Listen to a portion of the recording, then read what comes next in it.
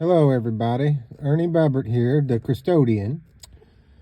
Um, just a general talking about video today. I hope everyone's paying attention to the price of food, the price of energy, everyday things that you need in your life. Not just the price of things, but how some things are altogether scarce and difficult to get now. Needlessly so, mind you. None of this had to be this way. Ask yourself something. Is your government serving you?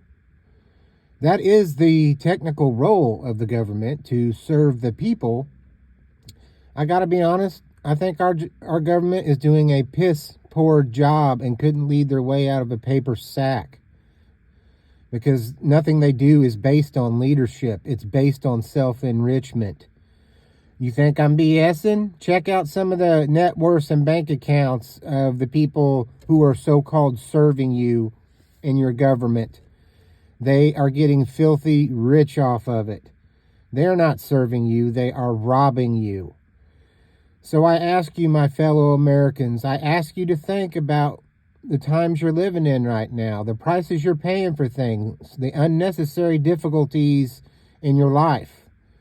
And I ask you, is your government doing a damn thing to help, or is it in fact making things worse? We're sending all kinds of taxpayer money over to Ukraine. Absolute waste of time. Putin's going to do what he's going to do over there, regardless of how much of our money that we choose to waste. Nothing short of nuclear war will stop Putin. He is determined to reunite the former old Soviet Union before he dies. It's basic common history, people. We need to stay out of it. We need to stop wasting all of our money and throwing it at Ukraine when people here in America don't have enough to eat and can't pay their damn bills. It is absolute basic common sense. I'm a simple custodian and I can recognize that. And I would challenge the bleeding hearts out there who are so concerned about all these causes and saving the planet and saving this. Can you really save anything if you cannot pay your bills? Can you save anything if you don't have gas? Can you save anything if the price of these things just keeps going up and your pay does not? Will you be saving anything? Hell no, you won't. You won't even be able to save yourself. So please, don't be a fucktard. We need some common sense people voting in 2024, and we need to make some changes, because if we don't do it soon, we're going to be too far gone to do anything about it. There's going to be too many lunatics in positions of power totally destroying the system. And I'm just curious, for all you folks out there that maybe voted for Biden, maybe feel like America's on the right track and we're doing the right things, and all this sexual equality we're worried about. Even if you really believe that nonsense, tell me something. Do you not understand basic economics? You could get everything you claim to seek, and it's not going to save or help anyone, because we are being gutted and destroyed financially. Anyone with 2 brain cells can see that, who's not on the take on the dole, which a lot of folks are, unfortunately. A lot of people are incapable of thinking about anything other than themselves, and that's sad. That's why the world is in the state that it's in.